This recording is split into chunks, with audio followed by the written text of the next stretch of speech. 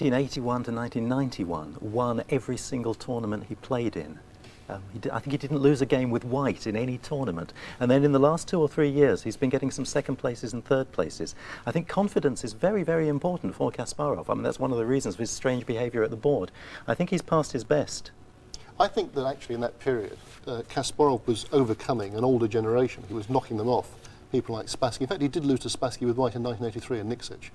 And he was playing these older people and beating them very easily. Now he's got an up-and-coming younger generation, very ambitious, very well-informed players, and he's having to face people maybe 10 years younger than himself, armed to the teeth with the latest analysis, computer databases and so on. The challenge is changing, and his rating is very near its peak, actually. Now, we want to get on to Game 3, but just before we get on to Game 3, which when it really does get much more exciting, David Norwood, why haven't we seen, or maybe we have in your judgment, seen this amazing speed that Anand is supposed to be so good at? I mean, have we got this fast-moving Anand yet? Well, that is exactly the secret weapon. In some ways, Anand used to remind me of a buzz driver in Calcutta. They just drive at full speed and occasionally they crash. And even though Anand could play incredibly quickly, he had this unfortunate habit of crashing. Now, I think he's slowed down, and I think what's also going to be eliminated is the crashing from his play. And I think that is key to his chances of success of winning. I think it's worth commenting that a lot of those earlier comments were suggesting that Kasparov deliberately behaves badly at the board to put off his opponents. I think what he's actually doing is playing to the audience. I don't think I can't think of any grandmaster who deliberately tries to upset an opponent. But I think Kasparov has come to realise that his behaviour does have that effect. And I think the moment he realised it was when he was playing a computer. In London last year, he lost a game to this Chess Genius program on a Pentium processor. And it was hilarious watching Kasparov during the game because he was doing all his usual expressions, the grimacing, the hovering over the board, and you could see this little box sitting opposite him. Just sort of, you had the feeling the box was just sitting there smiling benignly. And Kasparov didn't like it when it beat him. He got his own back a year later. Well, what actually happened? Yes, he challenged the same machine to a rematch, and I think he won one and drew one the second time. Okay, let's move on now to Game 3, the one we decided was the game of the week. First of all, Bill, take us through the moves. Well, Anand white again, and you'll see as we go through this game why I tried to save time by talking so little about the other ones. There really is one phenomenally exciting moment in it. Now, Anand white, Kasparov black, Sicilian defence, same as in Game 1. Again, both players sticking to their own halves of the board for some time. White pawn coming up there to stop black's pawn advancing to here. So restraint is the mood of the moment. Now, they followed the first game for some time. Interesting, incidentally, that Anand had castled on the king's side, and I think associates him with rather vigorous attacking plans. If you go the other way, it means you're going all out. Whereas if you castle on the same flank, you tend to be a bit more restrained. Now, up to here, I think it's the same as in the first game. Now, in that earlier game, I'll just go back that move. In the first game, Anand played for slow pressure on this side of the board, on the queen's side. He brought a knight back to this square, this knight back to that square, and brought his bishop to this square, both sort of pointing leftwards. This game, bishop develops to this square, thinking about something on this diagonal, pointing at the black king. And then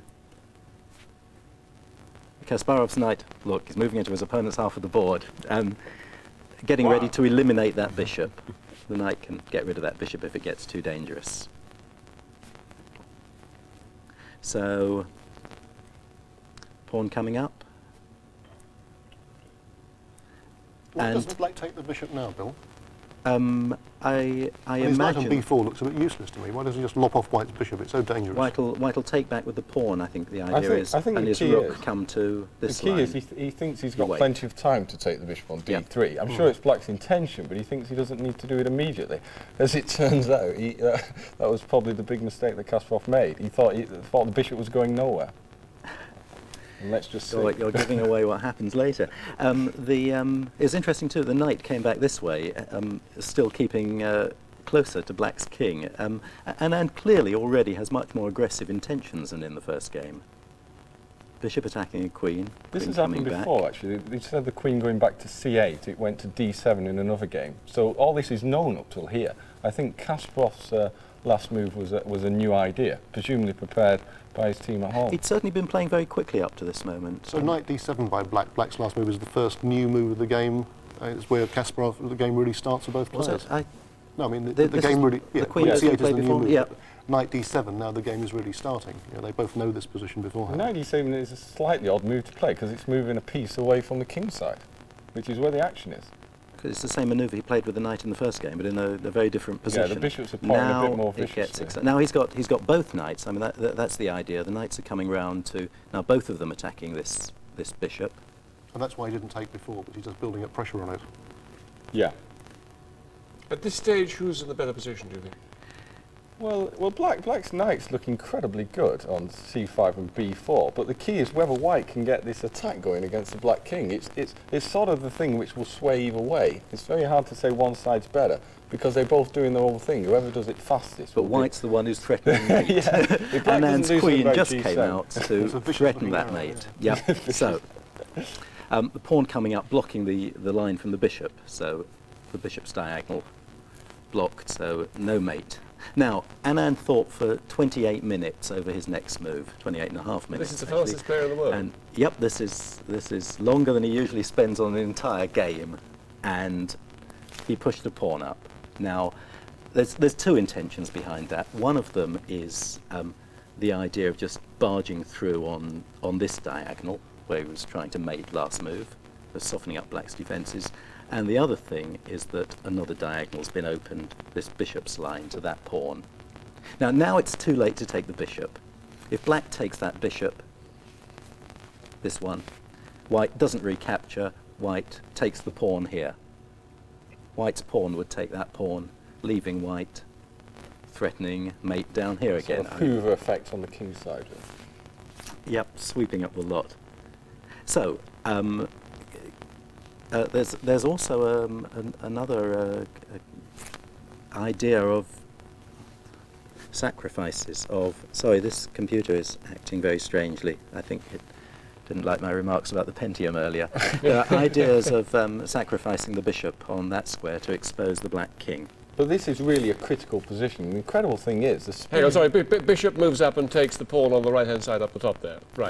That's an idea that's now been opened up by White's last move, which was advancing the But the centre pawn. speed factor here, it was Kasparov who's whipped out all these moves rather than Anand. Anand's the one playing slowly. Kasparov's playing very quickly in what is a very dangerous position. And you think normally that he would have prepared this position, and Kasparov's preparation for the openings is fantastic. It's incredibly deep. And the fact that he's playing so fast and that we're really only 2 or 3 moves away from a known position, you'd think he'd have worked this out beforehand, wouldn't you? I would, but clearly... But But maybe not. Kasparov thought for 10 minutes in reply to Anand's half-an-hour thought and brought his rook here He to played that after 10 defend minutes that thought? pawn. Just 10 minutes, yes.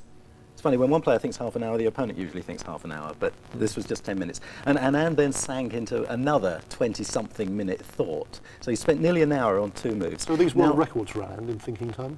Oh, must be, yeah.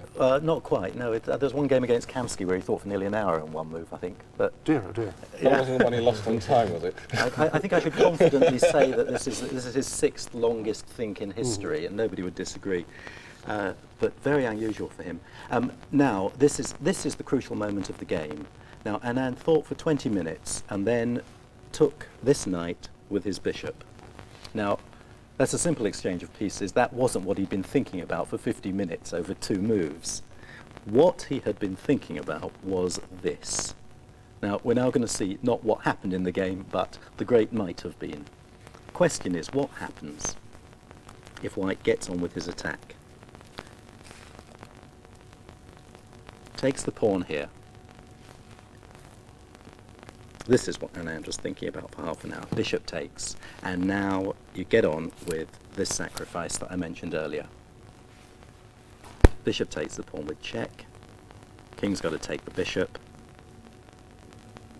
Knight comes in with check. Now, if Black moves his king out of the way, White's queen is ready to join in the attack. The queen will head quickly for this square, and Black will find it difficult to avoid getting mated. Via h4 or something like that. queen coming, the queen coming here or here, Yeah. and then straight down the board. So probably Prudence dictates taking it. take it, and the pawn takes back. And now the idea is to use the pawn for doing what the knight was doing. The pawn would like to advance one square, check the black king. If the black king retreats, white's queen again rushes in via here, where it'll be protected by the pawn, and checkmate. White's attacking with queen, pawn, bishop, rook. And if you look at black's pieces, just sort of hovering around the other side of the board, so far away from the defence. Now, one can calculate such things very accurately. You have to calculate such things very accurately. Anand spent 50 minutes on it, wasn't quite convinced, but, well, shall we just give one example of what could happen? This sort of fairly crude example of the sort of thing that can happen. Remember, the threat was to push white's pawn here with a check. Now, black could think of bringing his king to that square to get out of the way. White's rook would then throw some more wood on the fire. Pawn takes the rook. Pawn takes check. And the simplest way to die now is... oh, sorry. Wrong finger. King goes... King, if the king goes back, queen comes in. King goes there. Queen goes there. I hasten to stress again, this is not what happened in the game. But this now is one of the things that might have happened. It's a lovely check. It's very nice. Why it's two Right, but pieces let's and be a rook quite down, clear one piece of rook. why you think it didn't happen. Because Vishy Anand should have seen this but didn't. I mean, He would you have saw- seen that? I think Would you have got that far? Everything we've seen here, we would expect Anand to see in about 3.5 seconds flat. The problem is that this is one variation that's very typical of what could happen, but in fact, to justify the sacrifice, there's a whole thicket, a forest of variations and alternatives.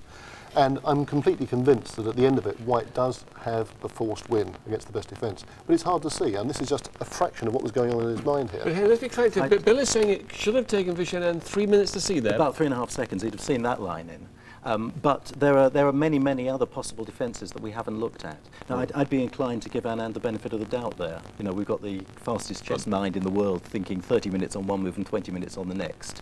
From what I've seen, I believe that White's winning with this, but I'd like to hear his opinion. David Norwood, I mean, the before. crucial question is, did Vishy Anand throw the game away? Well, I mean, we can say that having spent a few days looking at it. Like, the fact is, I'm sure there was a forced win for Anand, but to actually see that in the time available, it's virtually impossible. It probably takes you 10 minutes to believe that you've got a winning position against Kasparov. And as Ray says, there's so many different variations, just impossible to see it. Danny King, I mean, were you up with all this and with the impression that that bishop sacrifice was the way to win, perhaps? Well, the bishop sacrifice is winning. Both players admitted it after the game. But actually, Anand said that he didn't see the sacrifice until one move later. He captured the knight on c5, and in fact, it was only at that moment that he saw it. I think if he'd actually calculated the first move, bishop takes h7, that would have been it. I mean, this is not terribly difficult, not for a player of Anand's caliber. You're all looking at him in disbelief. What's the problem? He's joking. Who's joking? Danny King. No, serious. I'm quite serious. Anand said afterwards. This is complete nonsense. Anand said afterwards he didn't see it until This a is a move smoke later. screen to make Kasparov think about on the wrong track. Right, hold on. Let's get back to the game. Absolutely. All right, let's get back to the game. What was he thinking about for 50 minutes if he didn't The think three about wise this? men are Anyway, unanimous let's on Take us off. let's go back to the game. This is where we actually this was the moment that we think he was thinking about the sacrifice, taking the pawn here and then giving up the bishop on this square. That's what one does. That's worth an hour's thought. What he actually played, let's just see. Bishop took the knight. Pawn took back. Moved his bishop. Bring some pressure on this pawn on the diagonal to black's king. Kasparov's bishop stuck itself in the way. So instead of all those exciting sacrifices, we've just had a couple of exchanges of pieces. But this looks Bishop very got promising. chased I mean, round. this may be why Anand did it. I mean, when I saw this position during the game, I thought, White's got a pass pawn in the centre on e5, bang in the middle. His pieces are still hovering around black's king. Maybe he can bring a rook over and attack. I thought this looked pretty promising too, but somehow Kasparov diffused this very rapidly. So are you saying again, Raymond, that at this stage too, Anand might have had a winning position? I think his last move, the pawn up that we've just seen, pawn to c3, I think was a bit dodgy. Maybe bringing your rook over immediately and sacking the pawn on the extreme left side. Yeah, but that was very risky. We were looking at that. I think Anand could have played for win here, but I think a loss would have also been an equally likely result. You know, he doesn't want to take too many risks. Well, what happened was more exchanges in the centre. And this is fizzling now. It's completely fizzling. The bishop's got back onto its right diagonal again, still attacking this, but there's nothing to support the attack. So a few more exchanges. No, really, it was just wood chopping from now, and just queen and bishop and 6 pawns left each. They played on a few more moves. You might have to be a bit careful. It was his pawn in the middle is a bit weak, isn't it? Yeah. But there again, opposite colour bishops do tend towards being drawn. Well, there's a bit of excitement now. Black's queen comes charging, isn't there? That's right. Yes, it was a neat little manoeuvre. Look, it's not made. It's not I made. panicked for a moment then. Queen's come off. It's a neat manoeuvre because it brings a white king closer to the... But what's happening is that Black's got all his pawns stuck on white squares, which are vulnerable to the white bishop. White's got all his pawns on black squares, so both bishops are going to come in and chase each other's pawns. And in fact, what happened here, Kasparov just pushed his pawn here, get it off a white square, and in fact here they agreed a draw. If white takes the pawn, bishop checks, king moves away, bishop takes, bishop and 5 pawns each, it's dead. Okay, it was a draw, well, but an exciting one. Right, well, I mean, we've made no secret, this is the game of the week. We're not telling anybody what happens in the 4th game, which we'll come to in just a moment. But, I mean, again, your judgment on Anand's performance in this vital 3rd game, David Norwood? Well, it was very good. OK, he missed an opportunity, but the fact that he's already, at this stage in the match, got Kasparov on the defensive bodes very, very well, in my opinion. Danny King, what did you think after that 3rd game? I mean, what money were you putting on Anand to give Kasparov a very, very good run for his money right the way through the tournament? Well, yeah, it was very encouraging. I agree with David that he did actually have Kasparov on the ropes. But Kasparov was so relieved after that game, and somehow Anand maybe was a little bit down, that for the 4th game we all expected Kasparov really to come out with all guns blazing. And I was very worried about Anand in this 4th game. Raymond? I agree entirely. I thought that Anand would be so depressed after missing his win that Kasparov would obliterate him in game 4 completely. OK, Bill, well, let's move on to game 4 then. Well, Kasparov did get an advantage from the opening. It looked as though he was going to push hard, and Anand surprisingly sacrificed a pawn, and after 21 moves they reached this position. Kasparov white a pawn up. I was expecting him to torture his opponent a little, at the very least. Instead, he, after making his last move, which was with the bishop here, he offered a draw, and Anand was happy to accept. Has Kasparov offered the draw every time in this match so far? I think he has, hasn't he? All 4 games Kasparov's offered the draw. Perhaps Anand, as challenger, feels that it's social etiquette. That it's right for the address the challenger to emperor offer a draw. But this last position is incredible, because when I saw it, I just assumed that Kasparov's doing incredibly well. It's the kind of position I sit down and think, right, have a pawn more. Look at it. Let's just have one more look at that. It's an incredible position. Yeah. Like, I would sit down as white and think, right, I'm a pawn up, I'm going to start playing for the win. If The I two were of a them just spectator, agreed I'd to ask my it. money back. Pawn up, world champion, extra pawn, pay $75, where's But the money? is there a win for white? You think It's curious. It's a very strange position. Black's a pawn behind. He's got. He can build up pressure against this white pawn, and Kasparov clearly just felt that his pieces are going to be tied to the defence of that pawn. He couldn't counter Black's possible play with rooks on this file, and he thought, to hell with it, I'm not even going to try. Danny Draw. King, would you have gone for a draw too? Just admitted a draw there? Well, it's rather surprising because we all thought that Kasparov's won this pawn, he must have winning chances. But the more we looked at the position, we realised that in fact Anand has fantastic play here. And Kasparov, well, obviously he didn't judge the position correctly either. And he started to pull faces, and he really looked in pain just before he offered the draw. But I think the crowd watching were very surprised indeed. And as Ray said, I think they were a little bit disappointed that Kasparov didn't play on. And how did the players themselves sum up the week, Danny King? Well, after the game, because it finished early, we asked them both perhaps if they'd like to come out and say a few words. Kasparov was in an absolutely foul mood and just refused point blank and stormed off. Vichy was looking really pleased with himself, and he came out to speak to the crowd in front of about 300 or 400 people, and he was on fantastic form. He was very witty, he answered the questions brilliantly, and I think the New Yorkers, they really like him. So where are we then with 4 games drawn, David Norwood? I mean, how have they both performed?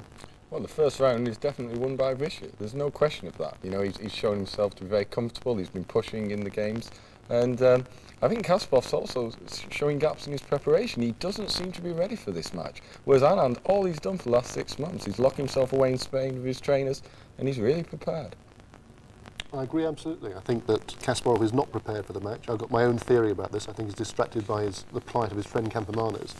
And Anand has definitely won the first bout. He's played better in the openings, more aggressively, more ideas. And, well, I don't know if he's going to win the match or not, but he's certainly on top at the moment. What do you think? At the start, I thought Kasparov would win because of his experience of World Championship matches. Anand not having played such a contest before, I thought he just wouldn't understand it. But now I'd say it's too close to call. Okay, well, let's just have a quick wind up by asking you all who you've got your money on. Danny King? Well, I think the longer the match goes on with Anand holding his own here, yeah, I would tend to favour him, but we'll see. Kasparov, he's a tough guy. Raymond Keene? I think that Kasparov will get out of his slough of despond and he will win, but he's got to pull himself together pretty quickly. David? I switched behind Anand there. I think we still don't know the depths of Kasparov, but I'm behind Vichy. Too close to call, sorry. Too close to call. Thank you very much. So, before we end, a reminder of the score so far. After 4 draws, for which they get half a point each, Kasparov is on 2 and Anand is on 2. Anand needs 10.5 points to win. If they tie on 10 points each, Kasparov will retain his world title. Next game's on Monday, and next Saturday, after next week's 4 games, we'll take you through the highlights of what happened in them a bit earlier in the day, at lunchtime at 12:25. See you then. Goodbye.